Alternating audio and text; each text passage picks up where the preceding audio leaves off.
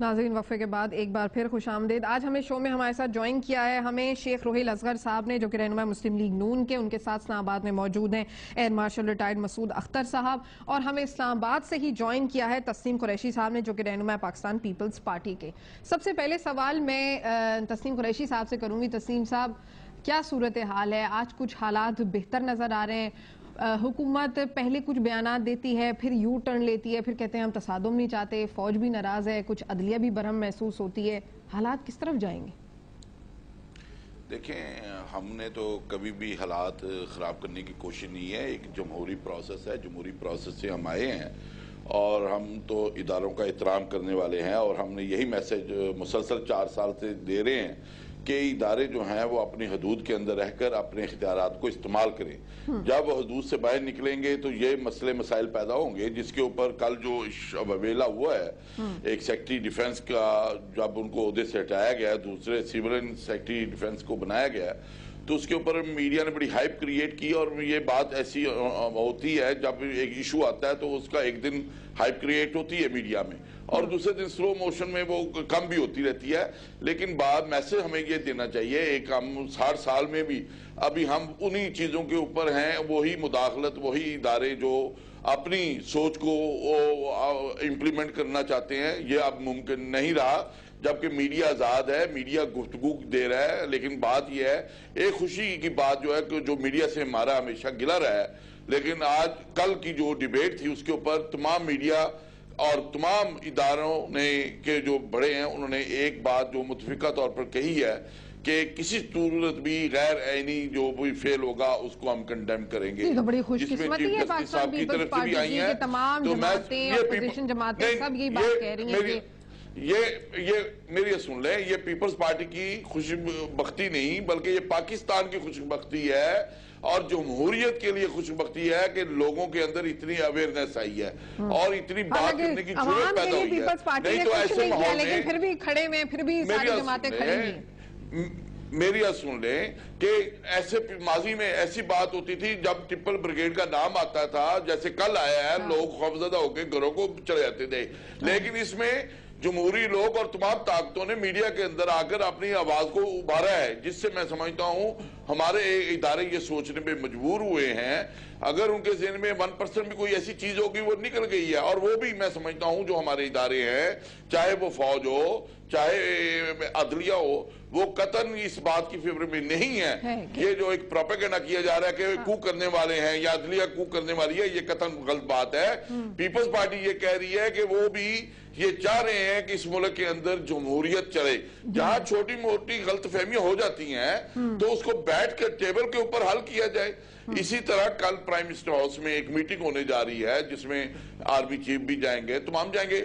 تو ہم ان چیزوں کو ذاتی نہ بنائیں، ہم ایک دوسرے کے بات کو ایک ٹیبل کے اوپر بیٹھ کر سمجھیں اور اس کو حل کرنے کی کوشش کریں. یہ بات تو پی ایم صاحب کو سمجھنی چاہیے نا تسنیم صاحب، کیونکہ پی ایم صاحب نے تو خود جب وہ چیف چائنا میں تھے تو انہوں نے چائنیز اخبار کو یہ سٹیٹمنٹ دے دیا.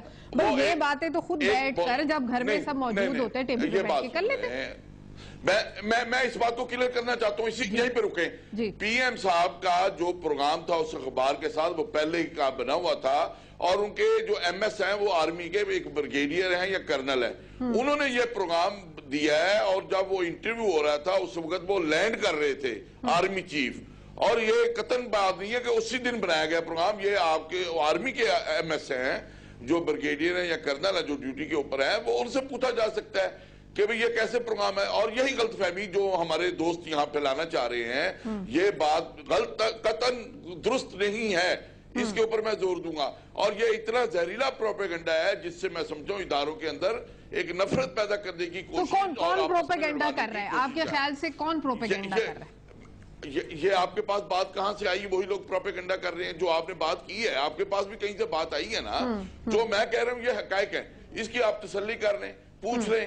اور وہ آرمی سے ہی ہیں ریلیٹڈ جو ایم ایس ہے، انہوں نے پروگرام پہلے پوچھ لیتے ہیں نا. مسعود اختر صاحب موجود ہیں.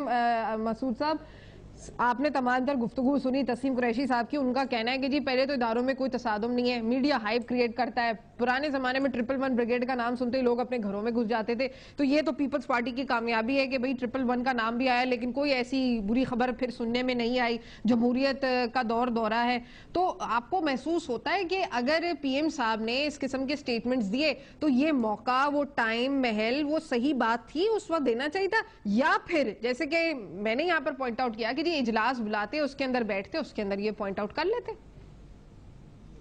آپ بالکل صحیح فرما رہی ہیں. آلدو تسنیم صاحب کی مکمل آواز ہم تک نہیں پہنچ رہی تھی, وہ ایکو بہت زیادہ تھا, لیکن آپ نے جو لب لباب بتایا, واقعی تسنیم صاحب جو کہتے ہیں وہ پیپلز پارٹی کا سٹینڈ ہو سکتا ہے, عام انسان جو پاکستان کا اس کا سٹینڈ نہیں ہو سکتا.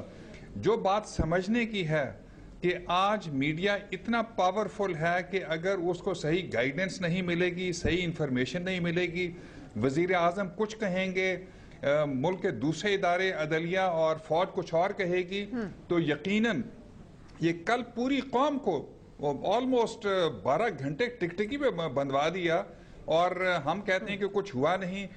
میرے خیال میں وزیر اعظم صاحب نے جیسے کہ آرمی چیف نے کہا ہے, آئی ایس پی آر نے کہا ہے کہ یہ بڑے سنگین الزامات ہیں, ان کے نتائج بڑے برے نکل سکتے ہیں. 111 بریگیڈ کا تو آف کورس وہ ایک نارمل پوسٹنگ تھی, پرانے کمانڈر پروموٹ ہو کے کہیں اور چلے گئے, مان لیا, لیکن آئی ایس پی آر کا جو سٹیٹمنٹ آیا ہے وہ تو نارمل نہیں تھا نا, مطلب وہ تو ایسا نہیں تھا کہ مطلب ریگولرلی ایسے سٹیٹمنٹس کو ایشو کر دیں. اور نہ پی ایم صاحب کی بات جو تھی وہ بھی کوئی ایسی نارمل تھی کہ جی وہ آئے دن اسی طرح کے سٹیٹمنٹس پاس آن کرتے رہتے. تو یہ اعلیٰ شخصیات ہے, ایب نارمل سٹیٹمنٹ تھی, وہ بالکل ایب نارمل سٹیٹمنٹ تھی, اور اس کے اوپر فوج نے ایسے ہی ریاکٹ کرنا تھا جیسے کیا ہے. میں اس وقت فوج میں نہیں ہوں, لیکن دیکھیے فوج ایک طرف ایک گمبھیر جنگ میں الجھی ہوئی ہے, دوسری طرف اگر اپنے وزیر اعظم اور اپنی حکومت اس کو ڈی سٹیبلائز کرنے کی کوشش کرتی ہے. یاد رکھیے کہ اس وقت میں ایک عام انسان ہوں, ریٹائرڈ ہوں, اور عام تاثر یہ ہے کہ میمو ایک حقیقت ہے, اور فوج کا یہ سٹینڈ صحیح ہے کہ اس کی حقیقت تک پہنچنا چاہیے. اچھا, مجھے ایئر مارشل صاحب مجھے تھوڑا سا موقع دے دیں, ایک بریک لے لیتے ہیں, بریک سے واپس آتے ہیں, گفتگو کو یہیں سے دوبارہ سٹارٹ کریں گے, میرے ساتھ رہیے.